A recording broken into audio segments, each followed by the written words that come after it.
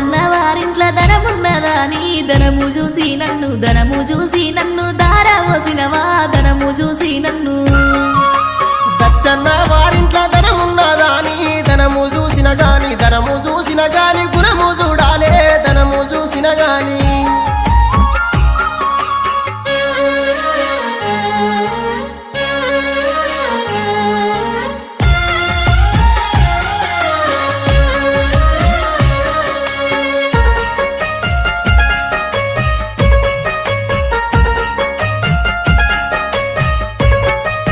నల్ల వంకాయ కూర తిన్నావా తండ్రి నల్ల మొక పోనీకి దారవోసినవా నల్ల మొక పోనీకి